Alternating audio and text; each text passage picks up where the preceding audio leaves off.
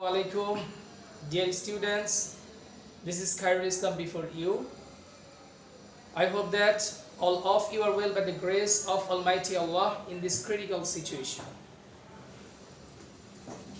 Dear students, all of you have gotten marks distribution and short syllabus.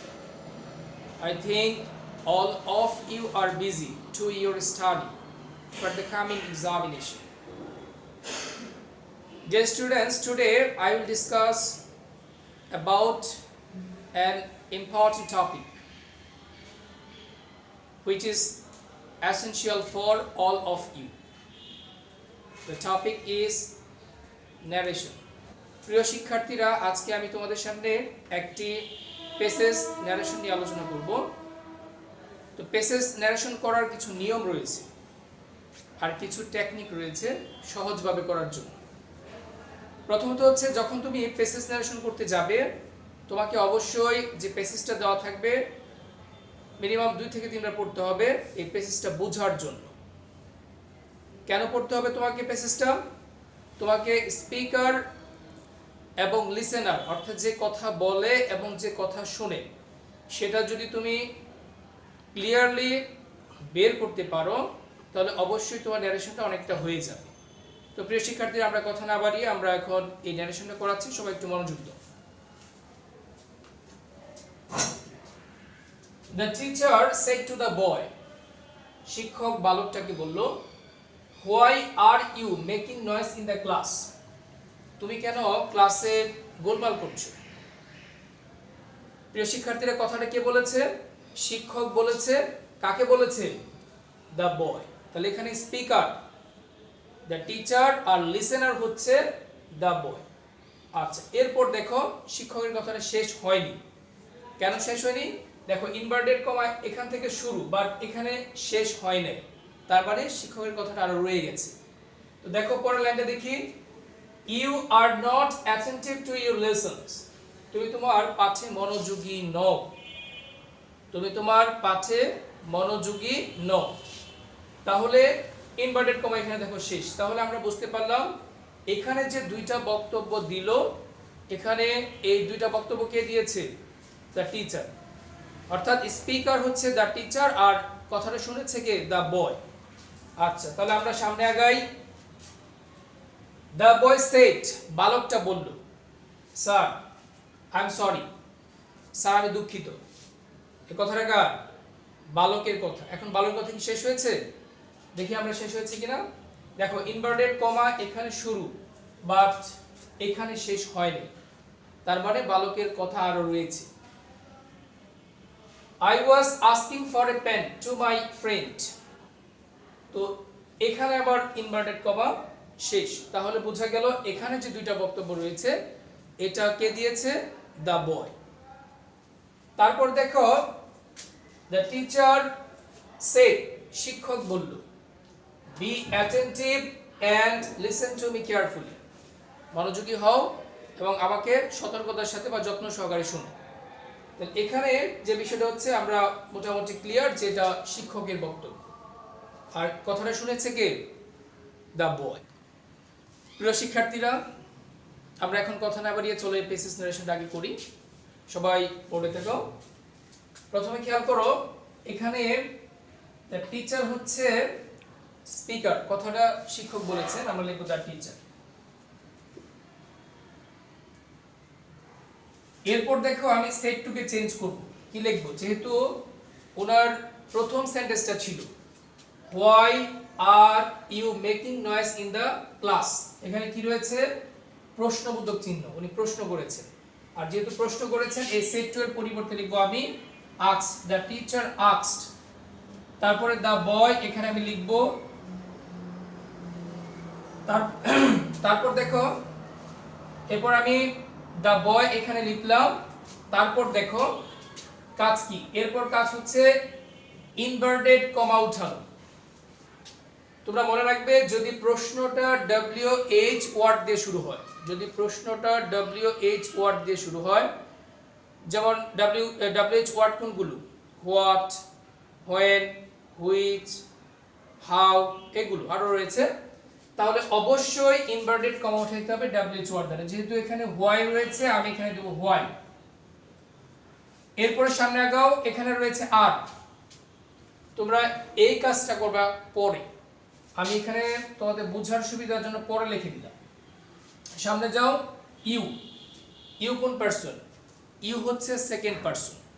R inverted কমার ভিতরে যদি second person থাকে তাহলে তা পরিবর্তিত হবে রিপোর্টিং ভার্বের অবজেক্ট অনুযায়ী। এখানে রিপোর্টিং ভার্ব হচ্ছে সেড, এর অবজেক্ট হচ্ছে দ্য বয়। তাহলে আমরা ইউটাকে চেঞ্জ করব দ্য বয় অনুযায়ী।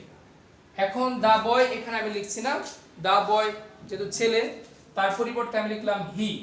তবে এখানে আরেকটা বিষয় লক্ষণীয়, যদি দুইজন থার্ড পারসন থাকে অর্থাৎ দুইজন ছেলে অথবা দুইজন মেয়ে যদি থাকে তাহলে অবশ্যই তোমাকে উল্লেখ করে দিতে হবে যে কে কথাটা বলছে। যেহেতু দ্য বয় এবং দ্য টিচার দুজনেই পুরুষ, এক্ষেত্রে আমরা উল্লেখ করে দিব। বয়ের পরিবর্তে যেহেতু হি লিখেছি আমি এখানে অবশ্যই ব্র্যাকেটে বি উল্লেখ করতে হবে, দিলাম। এরপর দেখো একটা কাজ রেখে গেছিলাম পরে করার জন্য, আর যদি কোনো সেন্টেন্সে এম ইজ আর থাকে, যদি কোনো সেন্টেন্সে এম ইজ আর থাকে তার পরিবর্তে লিখতে হবে ওয়াজ অথবা ওয়ার। তবে কখন? যদি রিপোর্টিং ভার্ব সেড থাকে। আচ্ছা আমি এখানে লিখলাম ওয়াজ। ওয়াজ কেন লিখলাম? এখানে যেহেতু ব্যক্তি একজন, ওয়াজ পরে বাকি অংশ লেখো, making noise in the class, full stop. এরপর দেখো 2 নাম্বার যে বাক্যটা রয়েছে শিক্ষকের, you are not attentive to your lessons.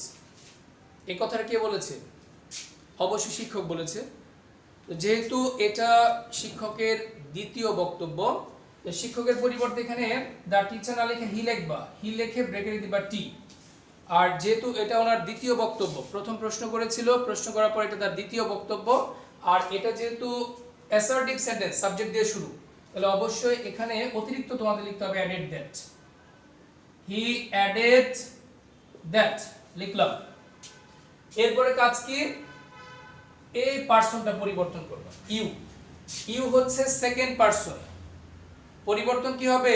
Reporting ভার্বের অবজেক্ট অনুযায়ী। এখানে রিপোর্টিং ভার্ব হচ্ছে সেড, তার অবজেক্ট দা বয়। তো দা বয় এর পরিবর্তে আমরা কি লিখব? হি লিখব, তবে ব্র্যাকেটে আমি উল্লেখ করে দিব বি। দেখো লিখলাম বি। তারপরে কাজ কি? দেখো এখানে রয়েছে আর। আর এর পরিবর্তে আমি একটু আগে বলেছি আর এর পরিবর্তে ওয়াজ অথবা ওয়ার হবে। যেহেতু এখানে হি রয়েছে আমরা লিখব ওয়াজ। হি ওয়াজ নট অ্যাটেন্টিভ টু। এখানে দেখো প্রিয় শিক্ষার্থী রয়েছে ইয়োর, সেকেন্ড পারসন, পরিবর্তন হবে অবজেক্ট অনুযায়ী, অবজেক্ট দা বয়। তবে যদি কোনো সেন্টেন্সে ইয়োর থাকে, যার সাথে পরিবর্তন করবা অবশ্যই তার পসেসিভ ফর্ম লিখতে হবে। এখানে যেহেতু ইয়োর সেকেন্ড পারসন, আমরা একে পরিবর্তন করব দা বয় এর সাথে। দা বয় হচ্ছে সাবজেক্ট, এর অবজেক্টিভ ফর্ম হচ্ছে হিম, আর এর পসেসিভ ফর্ম হচ্ছে হিস। তাহলে আমি এখানে লিখব টু হিস। হিস লিখব, ব্র্যাকেটে কি দিব? বি। লেসনস, শিক্ষকের কথা শেষ। এরপর দেখো দা বয় সেড, বালকটা বলল, অর্থাৎ শিক্ষক প্রশ্ন করেছে, বালকটা উত্তর দিয়েছে। আর মনে রাখবা যখন কেউ কোনো প্রশ্ন করে, প্রশ্নের যখন তুমি উত্তর দিবা অবশ্যই রিপ্লাইড কথাটা উল্লেখ করতে হবে। দা বয় সেড, বালকটা বলল sir I am sorry, sir আমি দুঃখিত।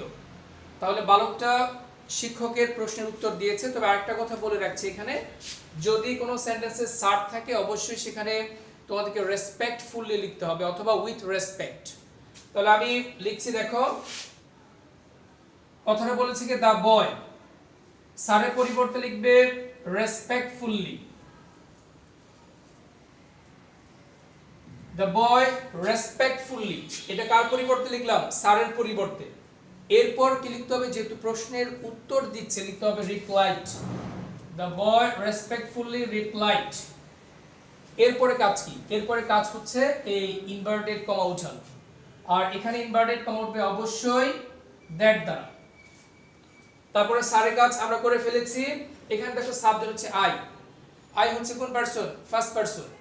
আই হচ্ছে ফার্স্ট পারসন, পরিবর্তন হবে সাবজেক্ট। সাবজেক্ট রয়েছে দা বয়। দা বয়ের পরিবর্তে লিখবো হি, তবে ব্র্যাকেটে দিব কি? বি উল্লেখ করব। এরপর এখানে রয়েছে দেখো এম। এখানে কি রয়েছে? এম রয়েছে। এম এর পরিবর্তে আমি লিখব ওয়াজ। পরে বাকি অংশ লিখে দাও হি ওয়াজ সরি। তারপর দেখো প্রিয় শিক্ষার্থীরা, বালকের কথাটা শেষ হয়নি। আরেকটা সেন্টেন্স এখানে রয়েছে, I was asking for a pen to my friend. এই কথাটা বালক বলেছে, যেহেতু তার দ্বিতীয় বক্তব্য। এখানে আমরা কি করব? কথাটা বলেছে বালক, আমরা হি লিখব, ব্র্যাকেটে কি দিব? বি, অর্থাৎ দা বয় এর পরিবর্তে লিখব হি, ব্র্যাকেটে উল্লেখ করে দেব বি। যেহেতু এটা তার দ্বিতীয় বক্তব্য, আমরা লিখব added that. He added that. তারপর কি? আই ফার্স্ট পারসন, পরিবর্তন হবে সাবজেক্ট। সাবজেক্ট রয়েছে দেখো, সাবজেক্ট রয়েছে দা বয়, তার পরিবর্তে আমি এখানে লিখব হি, তবে ব্র্যাকেটে উল্লেখ করতে হবে বি। আবার এখানে রয়েছে দেখো ওয়াজ। আমাদের সহজ একটা টেকনিক বলে দেই, যদি কোনো সেন্টেন্সের মধ্যে ওয়াজ অথবা ওয়্যার থাকে, এটাকে যখন ডিরেক্ট থেকে ইনডিরেক্ট করবা, তার পরিবর্তে অবশ্যই লিখবা হ্যাড বিন। তাহলে আমি এই ওয়াজের পরিবর্তে লিখব হ্যাড বিন। হ্যাড বিন, বাকি অংশ লিখব asking for a pen to my. First person, পরিবর্তন হবে সাবজেক্ট। তো এখানে দা বয় রয়েছে, এখানে আমি লিখব হিজ, লিখব হিজ ফ্রেন্ড। হিজ লিখে ব্র্যাকেটে বি উল্লেখ করে লিখবা ফ্রেন্ড। তারপর দেখো প্রিয় শিক্ষার্থীরা, সর্বশেষ আরেকটা সেন্টেন্স রয়েছে, দ্য টিচার সেড, শিক্ষক বলল, be attentive and listen to me carefully. শিক্ষক কি বলেছে? এটা অবশ্যই শিক্ষকের উপদেশ। বি অ্যাটেন্টিভ, মনোযোগী হও, and listen to me carefully, এবং যত্ন সহকারে আমার কথা শুনো। তাহলে এই কথাটা শিক্ষকের উপদেশ। আর যেহেতু উপদেশ, আমরা কি লিখব? যখন কোন সেন্টেন্স দ্বারা, ইম্পারেটিভ সেন্টেন্স দ্বারা উপদেশ বোঝায়, আমরা লিখি অ্যাডভাইসড। আদেশ বুঝাইলে অর্ডারড, অনুরোধ বুঝাইলে রিকোয়েস্টেড ইত্যাদি বোঝায়। তাহলে খেয়াল করো, আমি লিখব দ্য টিচার। এখানে যেহেতু উপদেশটা শিক্ষক দিয়েছে, লিখব দ্য টিচার। আর যেহেতু এই সেন্টেন্সটা দিয়ে উপদেশ বোঝায়, তাহলে আমরা লিখব অ্যাডভাইসড। The teacher advised. উপদেশটা কাকে দিয়েছে? বালকটাকে। তো বালকের পরিবর্তে আমরা লিখব হিম, তবে ব্র্যাকেটে কি দিব? বি। আর একটু খেয়াল করো সবাই, এটা হচ্ছে মূল ভার্ব। যখন কোন সেন্টেন্স মূল ভার্ব দিয়ে শুরু হবে, সেটা হচ্ছে ইম্পারেটিভ সেন্টেন্স। আর মূল ভার্ব যুক্ত ইম্পারেটিভ সেন্টেন্সের ইনভার্টেড কমা উঠবে টু দ্বারা। তাহলে আমি এখানে এই ইনভার্টেড কমা উঠাচ্ছি টু দ্বারা। এরপরে কাজ কি? এরপরে কাজ হচ্ছে মূল ভার্ব থেকে শেষ পর্যন্ত, তবে যদি কোনো পার্সন থাকে সেটা আমরা পরিবর্তন করব। তাহলে আমি লিখছি দেখো, টু বি অ্যাটেন্টিভ এন্ড, তারপর দেখো লিসেন টু। এখানে দেখো মি রয়েছে। মি হচ্ছে ফার্স্ট পারসন, অবজেক্টিভ ফ্রম। এটা পরিবর্তন হবে সাবজেক্টের সাথে। আমরা জানি ইনভার্টেড কমার ভিতরে ফার্স্ট পারসন থাকলে তা পরিবর্তন হয় রিপোর্টিং ভার্বের সাবজেক্ট অনুযায়ী। সাবজেক্ট রয়েছে দ্য টিচার। তবে এখানে আরেকটা বিষয় খেয়াল রাখবে, যখন তুমি সাবজেক্টকে পরিবর্তন করতে যাবে, তাকে অবশ্যই সাবজেক্ট বানাইতে হবে। আর যখন তুমি অবজেক্টকে পরিবর্তন করতে যাবে, অবশ্যই তোমাকে যার সাথে পরিবর্তন করবে, যখন তুমি অবজেক্টকে পরিবর্তন করতে যাবে, তুমি যার সাথে পরিবর্তন করতে চাও তাকে অবশ্যই অবজেক্ট বানাইতে হবে। এখানে মি হচ্ছে ফার্স্ট পারসন অবজেক্ট, আর ফার্স্ট পারসন পরিবর্তন হয় রিপোর্টিং ভার্বের সাবজেক্ট অনুযায়ী। দ্য টিচার, এই দ্য টিচারকে অবজেক্টিভ ফর্ম বানাইতে হবে। আর দ্য টিচার এর অবজেক্টিভ ফর্ম হচ্ছে হিম। টু হিম, ব্র্যাকেটে আমি দিব টি। আর সর্বশেষ কেয়ারফুলি। দেখো সবাই, লিসেন টু হিম কেয়ারফুলি। আশা করি এই প্যাসেজ ন্যারেশনটা তোমাদের অনেক উপকারে আসবে। তো প্রিয় শিক্ষার্থীরা, আশা করছি এখনো সবাই বাড়িতে সুস্থ রয়েছে, নিরাপদে রয়েছে। সবাইকে ধন্যবাদ জানিয়ে আমি আমার ক্লাস এখানে শেষ করছি। Thank you all.